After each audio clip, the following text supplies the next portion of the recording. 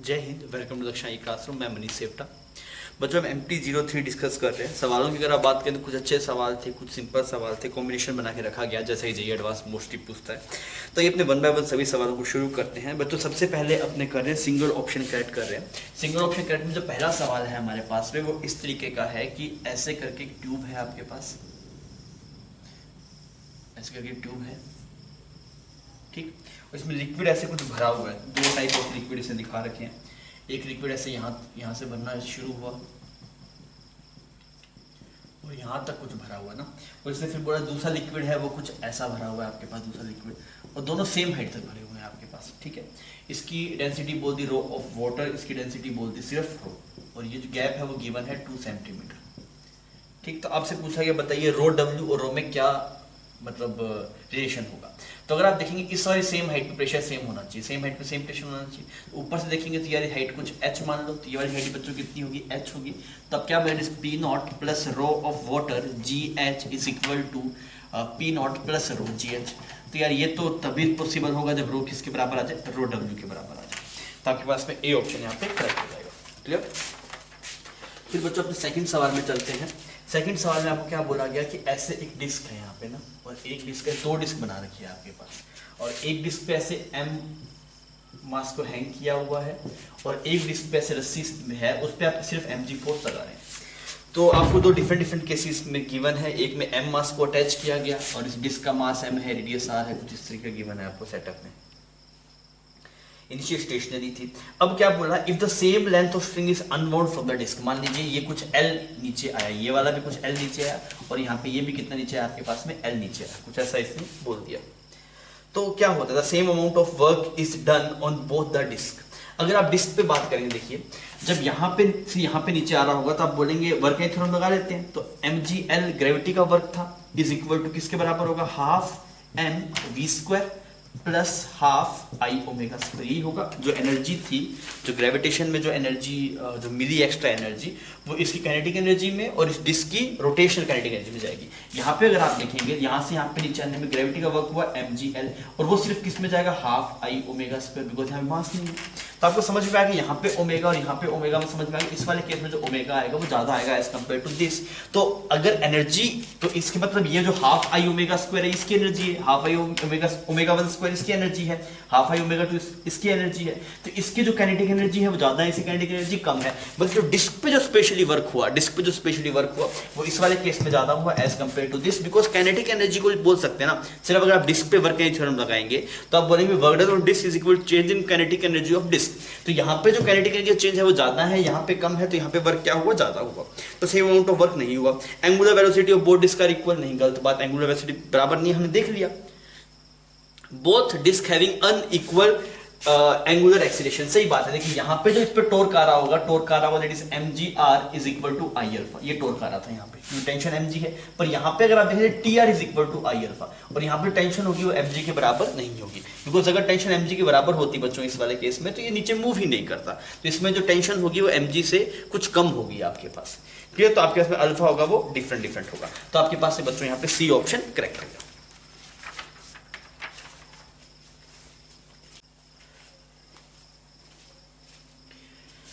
बच्चों third problem अगर आप देखें तो ऐसे बोला गया कुछ इस तरह कोई डैम बना हुआ है ऐसे शेप का कुछ, और यहाँ पे ऐसे इसमें पानी भरा हुआ है ना, यहाँ तक ऐसे कितनी हाइट तक पानी भरा हुआ है, डी हाइट तक पानी भरा हुआ है। तो आपसे क्या बोला गया, और इसकी जो विड्थ है वो आपको 1 मीटर के हिसाब से बताना है, कि मान लीजिए इसकी विड्थ कुछ 1 मीटर है। अब ये सवाल में ये बोल रहा है कि ये डैम इस पानी पे कितना फोर्स लगा रहा है। तो हम उल्टा कर रहे थे, पहले हम ये देखते हैं कि पानी इस डैम पे कितना फोर्स लगा रहा है। तो कैसे करते हैं, हम बोलते हैं pressure at, this is pressure at centre of mass multiply area, यही होता है फोर्स आपके पास में, दिस इज फोर्स। तो pressure at centre of mass कितना है, रो जी डी बाई 2, और मल्टीप्लाई एरिया, यूनिट एरिया की बात, मतलब यूनिट विड्थ की बात करी है, तो ये डी आ गया आपके पास, कितना गया, रो जी डी स्क्वायर बाई 2, इतना फोर्स आपके पास में लग रहा होगा। तो यही भाई पानी ने इस पे इतना लगाया, तो यही पानी पे भी इतना ही लगा रहा होगा। तो वही पूछा उसने पर यूनिट विड्थ कितना है, तो यूनिट हमने जो विड्थ थी वो 1 मीटर मान के हमने प्रोसीड कर लिया, तो बी ऑप्शन आपके पास मैच कर गया। नेक्स्ट हम चलते हैं बच्चों फोर्थ प्रॉब्लम पे, जो कि रोटेशन का सवाल है। इसमें बोला गया कि ऐसे एक रोड थी आपके पास में इनिशियली, फिर ये रोड कुछ कैसी बन गई, ऐसी बन गई आपके पास, ये रोड कुछ ऐसी बन गई, कितना एंगल, थीटा एंगल ऐसे बना दिया इसने। तो road of uniform length L well सब गिवन है, जब ये थीटा एंगल रोटेट कर जाएगा तो कितना इसकी एंगुलर वेलोसिटी होगी वो पूछ रहा है। देखिए सबसे पहले सेंटर ऑफ मास यहाँ पे था, अब सेंटर ऑफ मास यहाँ पे है, तो अगर आप सेंटर ऑफ मास की वर्टिकल देखेंगे, वर्टिकली कितना शिफ्ट हुआ सेंटर मास, तो पहले था L/2 पे माइनस L/2 cos थीटा, इतना शिफ्ट हुआ सेंटर ऑफ मास। तो ये पोटेंशियल एनर्जी में जो गेन हुआ वो ये है, is equal to half I की जगह आ जाएगा रोड का ml²/3 मल्टीप्लाई ओमेगा स्क्वायर। सही, तो यहाँ से अगर आप देखेंगे तो इस 2 ने इसको उड़ा दिया, L यहाँ पे साफ हो गया, इस m ने इसको उड़ा दिया, तो कितना है आपके पास, it is 3g 1 minus cos theta is equal to omega under root, ऐसा एक्सप्रेशन बन गया। ठीक है, अब भाई सब इस टर्म में लिखा हुआ है नहीं एक्सप्रेशन ये, तो 1 माइनस cos थीटा क्या लिख सकते हैं, twice of sine square theta by 2, तो इसके लिए twice of sine square theta by 2। अब आप देखिए ओमेगा ये बन गया क्या, दैट इज 6g, एक L नीचे आना है ना, यहाँ पे एक L नीचे आएगा, यहाँ पे L आ गया, तो कितना बन गया under root 6g/L sine square theta by 2। तो आपके पास में ए ऑप्शन बच्चों यहाँ पे मैच कर जा रहा है। क्लियर?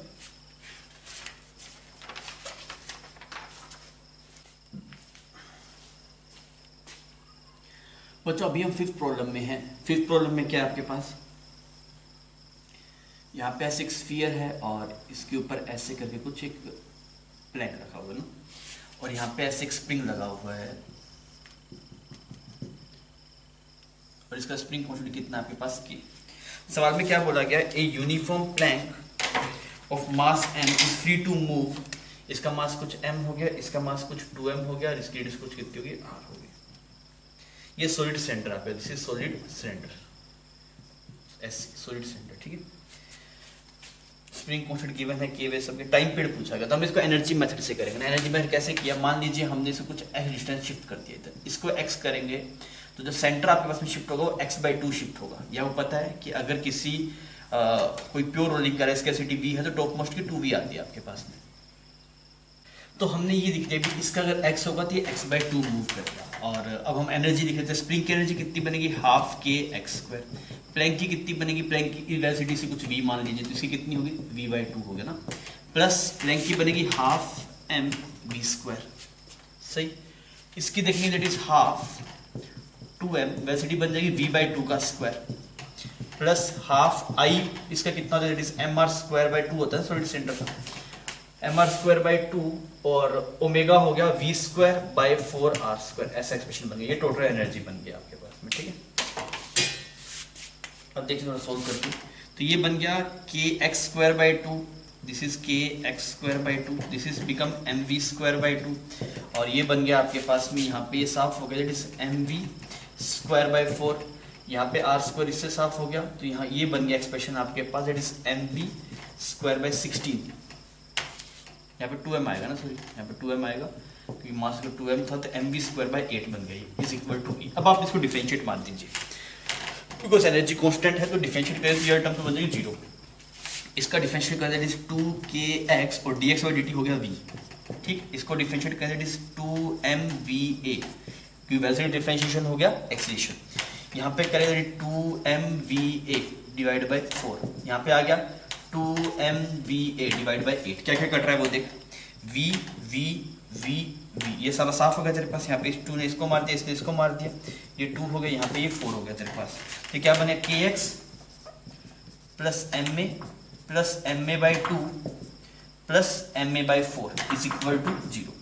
टोटल कितना बन गया यहाँ पे आपके पास, 4 एलसीएम ले लिया हमने, तो 4 5 6 7 7 ma/4, this is become 7 ma/4 is equal to minus kx, तो a तेरे पास में आ गया -4k/7m मल्टीप्लाई x, तो ओमेगा ये आ गया अंडर रूट 4k/7m। तो टाइम पीरियड क्या आ जाएगा, 2π/ω तेरे पास में आ जाएगा। क्या पूछा था इसने, टाइम पीरियड पूछा ना, टाइम पीरियड 2π/ω, तो 7m/4k, तो आपके पास में ए ऑप्शन यहाँ पे मैच कर जाएगा। क्लियर? तो एनर्जी मेथड से ये सब सवाल आसान हो जाते हैं, आप एनर्जी मेथड से प्रोसीड किया कीजिए। नेक्स्ट हम बात करते हैं सिक्स प्रॉब्लम की। सिक्स प्रॉब्लम में क्या बोला गया कि यहाँ पे एक ऐसे बहुत बड़ी कुछ एक हैवी प्लेटफॉर्म है कोई, और ये मूव कर रहा है 5 मीटर पर सेकंड से, और यहाँ पे ऐसे एक बॉल आ रही है वो मूव कर रही है 10 मीटर पर सेकंड से। अब देखिए कोलिजन के बाद में क्या होगा, ये जो हैवी प्लैंक है वो तो सेम वैसे से मूव करेगा, बिकॉज मान लीजिए कोई ट्रेन आ रही है, आपने बॉल फेंक के मारी, ट्रेन की वजह थोड़ी बदल जाएगी, तो भाई बहुत हैवी प्लैंक है, इसकी वेलोसिटी में कोई चेंज आएगा नहीं, इसकी वेलोसिटी कुछ इस तरफ मान लीजिए v। तो हमसे क्या पूछा गया कि इंपल्स कितना इंपार्ट किया है बॉल के ऊपर। तो हमने सबसे इस v को निकाला, तो e की वैल्यू 1 है आपके पास में, e की वैल्यू 1 है, that is velocity of separation v minus 5, velocity of approach that is 15, तो v की वैल्यू आ गई 20 मीटर पर सेकंड। तो किससे जाएगा ये 20 मीटर पर सेकंड से। तो अगर आप इंपल्स देखें, that is change in momentum, mass given है क्या इसका 1 kg, और चेंज इन मोमेंटम कितना आ गया 30, तो इंपल्स आ गया आपके पास में 30, तो डी ऑप्शन आपके पास यहाँ पे करेक्ट हो जाएगा।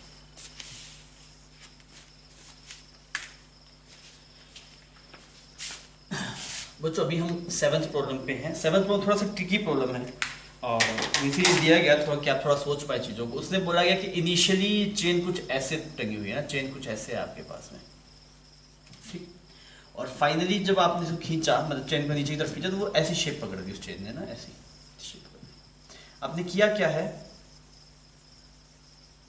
आपने इस साइड ऊपर नीचे खींचा, तो ये ताकि ये ऐसी शेप बन जाए। हमसे पूछा सेंटर ऑफ मास का क्या हुआ होगा, तब देखिए या तो आपकी शेप पे वो सेंटर ऑफ मास दिखाई, दिक्कत है, ठीक, मतलब कैसे कर सकते हैं आप, ये बोलिए work done by all forces changing kinetic energy होगा, ठीक है। इस प्रोसेस में जब इससे इसमें कन्वर्ट करें, चेंजिंग काइनेटिक एनर्जी 0 है, तो वर्क डन बाय ऑल में एक एक्सटर्नल फोर्स का वर्क डन आ गया, एक ग्रेविटी का वर्क डन आ गया, that should be is equal to 0। अब एक्सटर्नल फोर्स का देखिए, आप खींच भी नीचे रहे हैं, जहां भी नीचे रहती है, ये टर्म क्या आएगी आपके पास, पॉजिटिव आएगी, मतलब वर्क डन बाय ग्रेविटी क्या आएगा, नेगेटिव आएगा। अच्छा, work done by gravity negative आने का मतलब क्या, सेंटर ऑफ मास कहां गया, ऊपर गया होगा, समझ में आ रहा है। वर्क डन बाय नेगेटिव कब आएगा, जब सेंटर ऑफ मास ऊपर जाएगा, तब क्या बोलेंगे, सेंटर ऑफ मास ऊपर की तरफ शिफ्ट होगा। समझ में आ गई ये बात। ये शेप वेव करके निकाले तो बहुत गलती हो जाएगा ना हमको, ये इस ट्रिक के लिए सवाल दिया था। फिर हम चलते हैं नेक्स्ट प्रॉब्लम पे, 8th प्रॉब्लम पे। ये भी ठीक सवाल है, इसमें से बोला गया कि यहाँ पे ऐसे एक ब्लॉक है और यहाँ पे स्प्रिंग है और इसको मूव करवा रहे वेलोसिटी v से, ठीक है। यहाँ पे इसका मास ऐसे कुछ m है। अब चलते हुए मतलब ये स्प्रिंग का एक एंड भी मूव कर रहा है और इस साथ में ऑसिलेट भी कर रहा है, थोड़ा ऑब्जर्व करना दिक्कत हो जाता है। तो हम एक काम करते हैं, हम मान लेते हैं कि ये एक दीवार है, यहाँ पे कैसे एक छोटा सा एक स्टैंड मान लिया ऐसे। अब स्टैंड मूव कर रहा है वेलोसिटी, सही बात है ना। ये इस वाले एंड पे मान ले कि इस वाले एंड पे हमने एक रोड लगा दी छोटी सी और वो मूव करी। अब हम क्या करते हैं, इस रोड के ऊपर बैठ जाते हैं। जैसे इस रोड के ऊपर बैठेंगे, रोड की वेलोसिटी v थी, तो हम इसकी वेलोसिटी क्या दे देंगे, v दे देंगे, सही। अब आपको क्या दिखाई देगा, अच्छा ये ब्लॉक है वो ऑसिलेट कर रहा है, इधर ऐसे जा रहा है, इधर जा रहा है, ऐसे आ रहा है।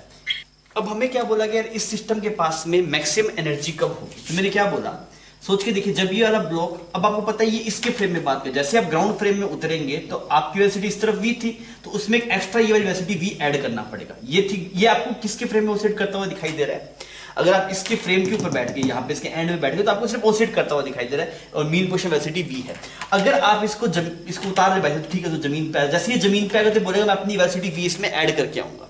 तो अगर आप देखिए मैक्सिमम वेलोसिटी कब, मतलब मैक्सिमम वेलोसिटी या फिर मतलब हमें सिस्टम की एनर्जी मैक्सिमम चाहिए, सिस्टम की एनर्जी मैक्सिमम कब होगी, मीन पोजीशन पे होगी आपके पास में। तो अगर मीन पोजीशन मतलब वेलोसिटी अगर आप देखें, तो वेलोसिटी समझाता हूं, इधर जा रहा था वेलोसिटी ये है और इधर जा रहा था वेलोसिटी ये है।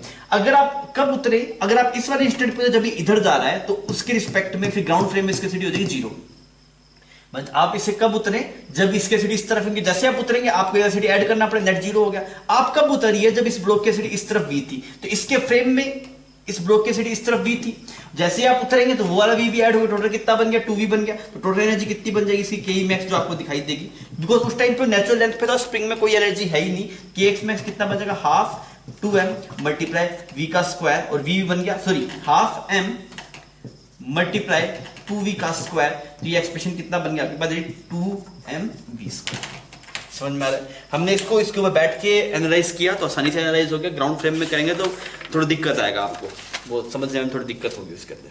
क्लियर है।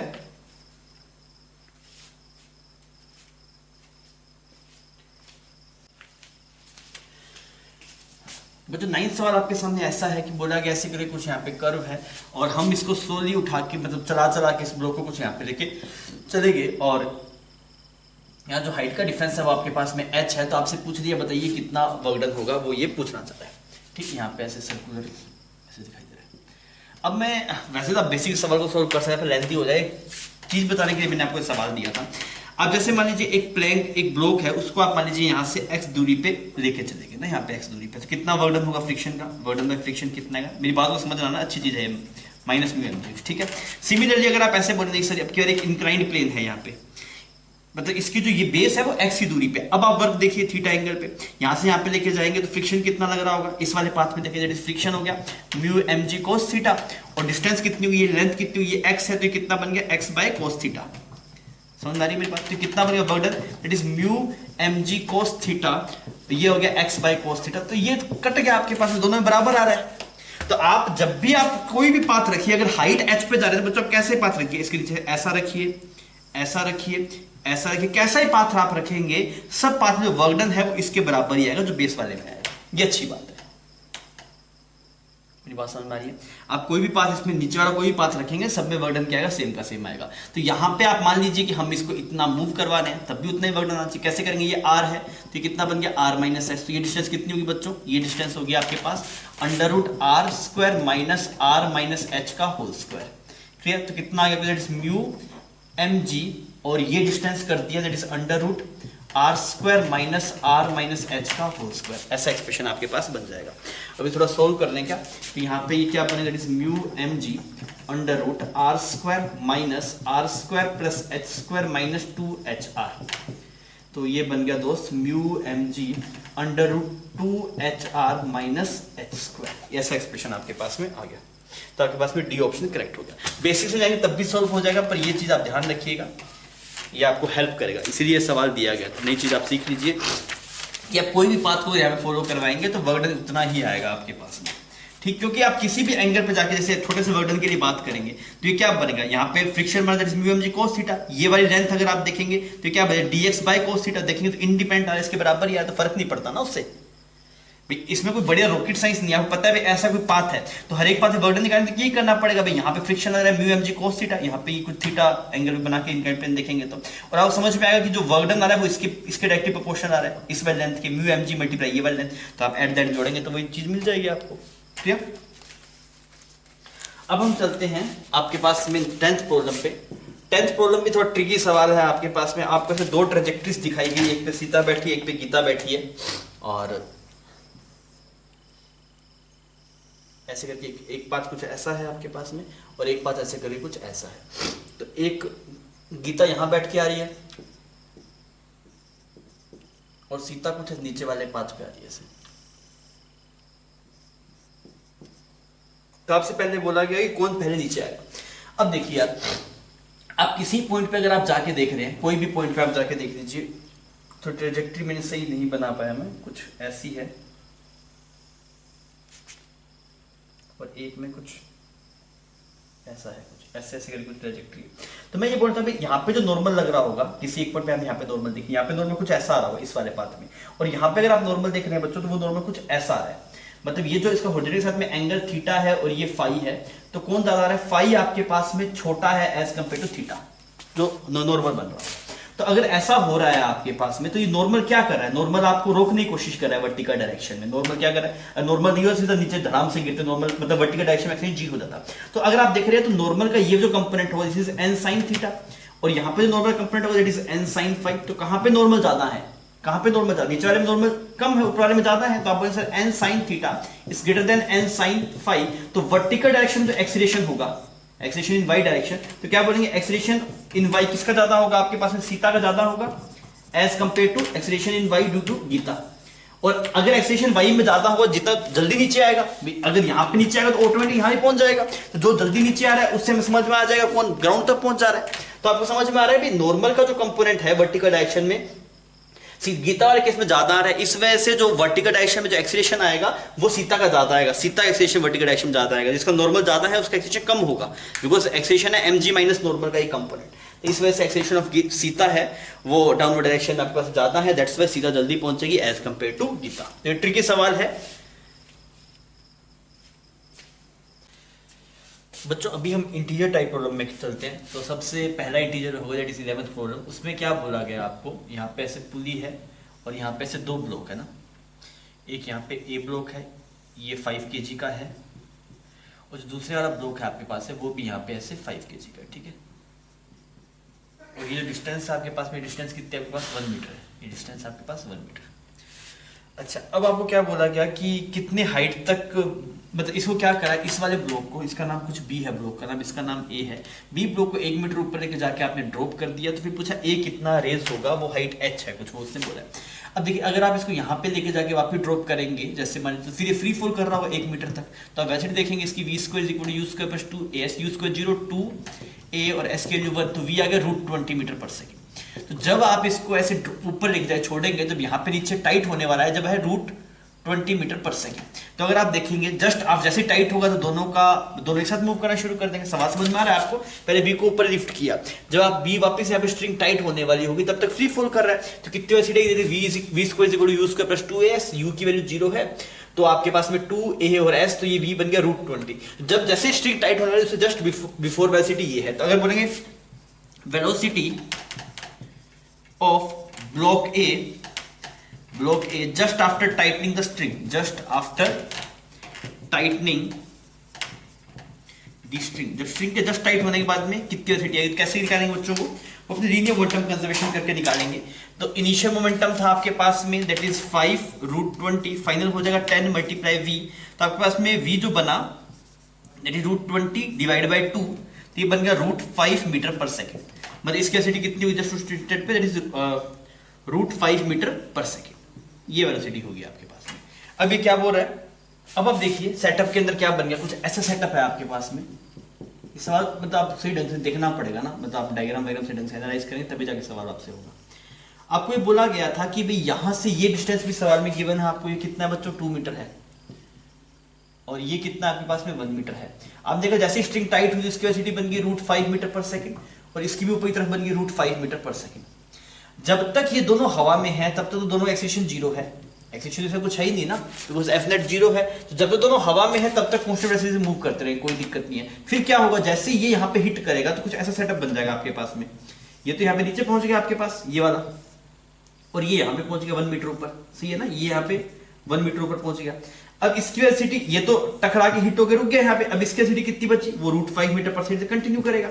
तब कितना हाइट ऊपर जाएगा, तो आपने कहा v square is equal to u square plus 2as, तो फाइनल वेलोसिटी 0 बन गया, तो यू स्क्वायर की वैल्यू आ गई 5, 2a और s, तो कितना ऊपर गया, दैट इज 2.5 मीटर। एक मिनट, 2a और s, ठीक है। तो ये एक्सप्रेशन कितना बन गया आपके पास, दैट इज 1, ऐसा बन गया, s इज इक्वल टू 1/4। तो ये यहां से कितना ऊपर हो जाएगा, 1/4 और ऊपर जाएगा। तो टोटल कितना हाइट ऊपर गया आपके पास में, टोटल हाइट गया 1 + 1/4, तो कितना है बच्चों 5/4 मीटर ऊपर जाएगा। सेटअप में होगा क्या, आपने पहले इसको ऊपर से नीचे छोड़ा, तो जब यहाँ पे आएगा तो वेलोसिटी होगी √20, फिर जस्ट आफ्टर अगर आप देखेंगे लीनियर मोमेंटम कंजर्व करके दोनों की वेलोसिटी बनेगी √5। अब जब तक ये दोनों पुली के ऊपर है, मतलब कोई टकराएगा नहीं हवा में, तब तक दोनों एक्सीलरेशन 0 है, बिकॉज दोनों का मास सेम है, तो कोई एक्सीलरेशन नहीं है, तो दोनों √5 से नीचे आ रहा है, कोई दिक्कत नहीं है। अब जैसे ही यहाँ पे जमीन पे हिट होगा, तो जैसे जमीन में हिट होगा तो ये स्ट्रिंग क्या हो जाएगी, स्लैग हो जाएगी, तो अब ये √5 से ऊपर जाना शुरू कर देगा, तो ये अब इसका एक्सीलरेशन g हो गया। जैसे यहाँ पे हिट कर जाएगा आपके पास में, अभी इसका एक्सीलरेशन नीचे की तरफ g हो गया, तो कितना ऊपर जाएगा 1.4, नेट कितना गया 1 + 1/4, तो टोटल कितना आ गया, दैट इज 5/4। अब आपसे बोला गया 4h कितना हो, दैट इज 5। क्लियर, तो सवाल बढ़िया है, विजुअलाइज करने वाला सवाल था। मतलब फिर अपने अगर सेकंड सवाल को यहां पे देखें, सेकंड सवाल आपके पास में फ्लूइड का सवाल है। इसमें क्या बोला गया कि ऐसे करे कोई सीरीज बना रखी है इसने, यहां पे सीरीज बना दी ऐसे, ठीक, और इसका जो डाया है आपके पास में वो कितना है 2 mm, और यहां पे जो आपके पास में डाया है दिस इज 8 mm। ऐसे बोला गया सवाल में, consider horizontally oriented series containing the water located at a height, ये हाइट भी गिवन है आपको, this height is 1.25 metre. Nozzle का डायमीटर गिवन है, इसका डायमीटर गिवन है आपको, तो रेंज पूछिए, तो इसमें तो कोई दिक्कत ही नहीं है यार। ये आपके पास में इधर मूव कर रहा है 0.25 मीटर पर सेकंड से, तो आप यहां से a1 v1 a2 v2 लगा दीजिए, a1 v1 is equal to a2 v2, तो आपको वो वेलोसिटी मिल जाएगी जिस वेलोसिटी से ये जो नोजल से पानी बाहर आ रहा होगा वो वेलोसिटी हमें मिल जाएगी। तो ये एरिया कितना हुआ, दिस इज पाई 8 mm का स्क्वायर डिवाइड बाय 2, ऐसे कैसे कर दो, मल्टीप्लाई वेलोसिटी कितनी है 0.25, यहां पे देखें a2 that is pi 2 mm divide by 2 का होल स्क्वायर, और यहां पे वेलोसिटी हमें निकालनी है, इस 2 ने इसको मार दिया, पाई ने इसको मार दिया, यहां बन गया 64 और यहां बन गया 25/100 इज इक्वल टू 4, और यहां बन गया v, तो कितना बन गया बच्चों, ऐसा कुछ बन गया आपके पास, तो v आ गया 4 मीटर पर सेकंड। कितनी वेलोसिटी आएगी 4 मीटर पर सेकंड। अब पानी जब यहां से निकल जाएगा आपके पास तब तो फ्री फॉल करेगा, पानी यहां से निकल जाएगा, समझ में आएगा, पानी की वेलोसिटी हॉरिजॉन्टल डायरेक्शन में 4 मीटर पर सेकंड, नीचे आने में कितना टाइम लगेगा, that is s is equal to ut plus half at², because vertical direction में कोई वेलोसिटी नहीं है आपके पास में। यहां से अगर हम चेक करें तो ये कितना बन गया आपके पास तो बच्चों यहाँ से अगर हम टाइम देखें तो टाइम कितना है आपके पास में, ये तो बन गया 250 डिवाइड बाय 1000, तो टी बन गया 1/2 सेकंड, हाफ सेकंड का टाइम लगेगा। तो हाफ सेकंड में रेंज कितना आ जाएगा आपके पास, it is 4 multiply half, 2 metre. जवाब हो जाएगा 2 metre is correct answer. Clear?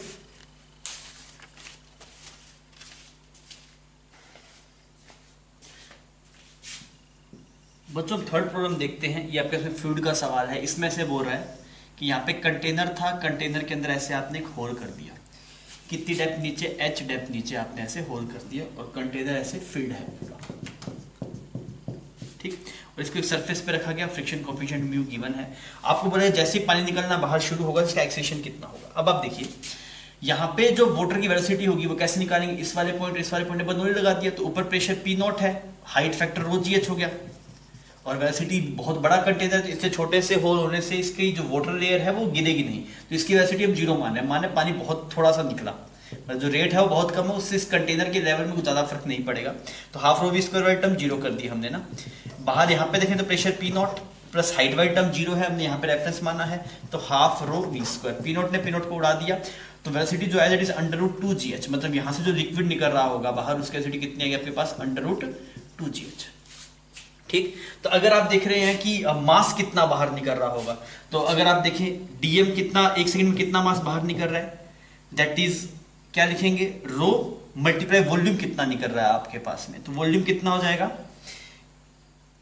इसका एरिया एस है, तो वॉल्यूम हो जाएगा एक सेकंड में कितना निकलेगा, पाई एस स्क्वायर, सॉरी एरिया तो गिवन एस ही है सीधा, रो एस और मल्टीप्लाई स्पीड √2gh। ये समझ में आ रहा है मास कैसे लिखा, एक स्पीड से पानी निकल रहा है तो एक सेकंड में कितना निकल जाएगा, तो इसका ऐसे सेंटर की तरह ट्रीट कर रहे हैं, एस एरिया से निकल रहा है, एस एरिया मल्टीप्लाई ये 2h है, तो एस मल्टीप्लाई √2h, ये वॉल्यूम आ गया, इतना मास हो गया। तो अगर आप देखेंगे चेंज इन मोमेंटम, तो ये जो पानी बाहर निकल चेंज इन मोमेंटम कितना है, डीएम मल्टीप्लाई mv हो गया ना तेरे पास में, mv ये हो गया, तो आप यहाँ प्लीज रो एस 2gh, इतना मोमेंटम आपके पास में चेंज हुआ, तो मतलब ये फोर्स लग रहा है एक सेकंड में जो मोमेंटम आपके पास में चेंज हुआ वो ये एक्सप्रेशन है आपके पास में। अब अगर बच्चे इस कंटेनर का आप एफबीडी बनाएंगे तो एक फोर्स इधर लग रहा है इस लिक्विड की वजह से, फ्रिक्शन इस तरफ लग रहा है, दैट इज म्यू mg, सही। अब हम थोड़ा सोल्व करते हैं, इस f की वैल्यू पता है, that is rho s 2gh minus mu mg is equal to ma। अच्छा अब इसका मास कैसे लिखा जाए, कंटेनर का मास, तो आपको इसका वॉल्यूम गिवन है, तो मास कितना हो जाएगा, वॉल्यूम मल्टीप्लाइड रो, तो आप इसकी जगह पुट कर देंगे, देखते थोड़ा सोल्व करके, तो ये तो बन गया 2 rho S G H minus mu, इसको लिख दिया रो वी, एम को लिख दिया rho V is equal to rho V A, V V नहीं रो कटेगा ना, रो कट गया आपके पास में, और वी यहाँ पे नीचे चला गया, ठीक है। अच्छा अब देखते हैं यहाँ पे, अब सवाल में गिवन है एस एच बाई वी की वैल्यू है हाफ, तो ये बन गया 1/5, और यहाँ पे जी की वैल्यू 10 होगी, माइनस म्यू की वैल्यू सवाल में गिवन है दैट इज 1/5 और जी की वैल्यू 10 होगी, और ये आ गया आपके पास में ए। अब आप सोल्व कर लीजिए, तो ए आपके पास में आ गया 2 मीटर पर सेकेंड स्क्वायर, ठीक है, तो आपके पास में जवाब होगा। इसमें कुछ नहीं करना था आपको ये देखना था कि वैसे जो पानी बाहर निकल रहा है उसकी वजह से कितना फोर्स लग रहा है, और ये आपको नोट से बताया गया था, वो फोर्स हमने लिख दिया और फ्रिक्शन की वैल्यू लिख दी इज इक्वल टू एम में कर दिया।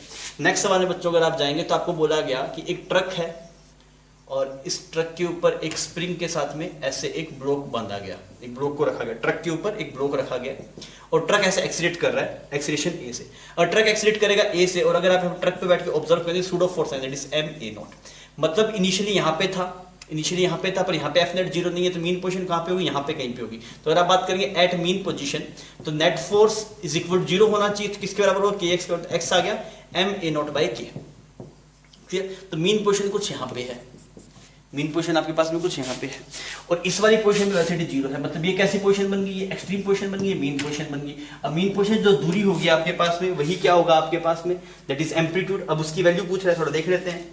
तो एक्स की वैल्यू आ गई, एम की वैल्यू गिवन है सवाल में क्या, m1 है, एक्सेलेरेशन गिवन है 2 है, और सवाल में क्या गिवन है आपको, k गिवन है 100, कितना है बच्चे 1/50 आ गया, x आ गया 1/50, क्लियर। अब आपसे बोला गया x/100 कितना होगा, अच्छा ये वाली वैल्यू किसके बराबर है, ये तो आपके पास में एम्पलीट्यूड आया, ये एम्पलीट्यूड आया 1/50, अब ये किसके बराबर है सवाल में गिवन है, ये गिवन है x/100 के बराबर, तो x कितना आएगा आपके पास में 2 आ जाएगा, फिर ये तो बिल्कुल आसान सवाल था। आपने देख लिया कि मीन पोजीशन कहाँ पे है, एक्सट्रीम पोजीशन कहाँ पे है, और मीन पोजीशन और एक्सट्रीम पोजीशन में जो गैप होता है वही क्या कहलाता है, एम्पलीट्यूड कहलाता है।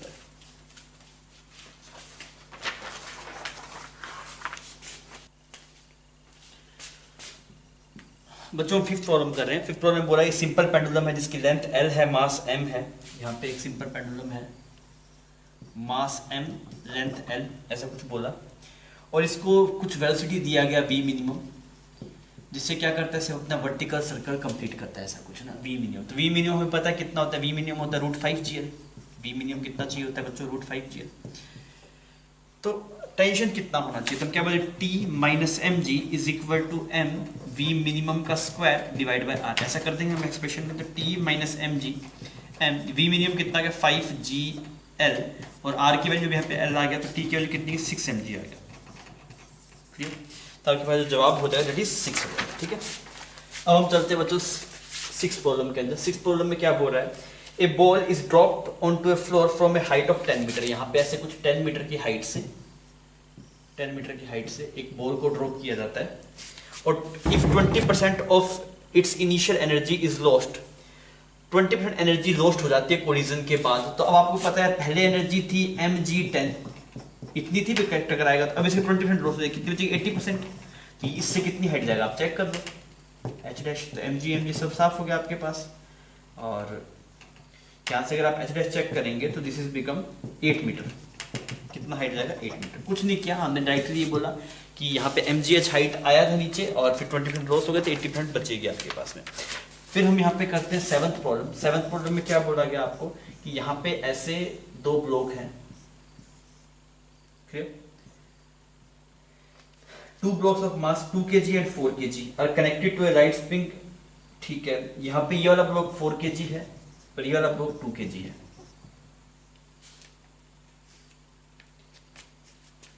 यहाँ पे ऐसे एक फोर्स लगाया गया एक्सटर्नल, कितना 16 न्यूटन।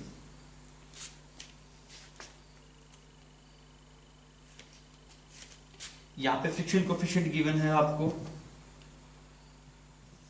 0.3, और यहाँ पे फ्रिक्शन कोएफिशिएंट गिवन है आपको म्यू इज इक्वल टू 0.6। अब ऐसी कोई बात हुई है, अब आप देखिए, तो इस पे जो फ्रिक्शन लग रहा होगा वो कितना लग रहा होगा, इस वाले पे that is mu mg, that is 12 Newton ना। यहाँ पे ऐसे 12 न्यूटन लग रहा होगा पीछे, तो यहाँ पे कितना बचेगा 4 न्यूटन। तो इसको ये जो खींच रहा होगा किससे खींच रहा होगा, 4 न्यूटन से। यहाँ पे जो मैक्सिमम फ्रिक्शन आ रहा होगा दैट इज 0.6 मल्टीप्लाई 20, 12 न्यूटन आ रहा है मैक्सिमम। तो हमें चाहिए कितना 4, तो आंसर क्या आ जाएगा 4 न्यूटन। तो आप बोलेंगे 4 न्यूटन यहाँ पे रहेगा। क्लियर?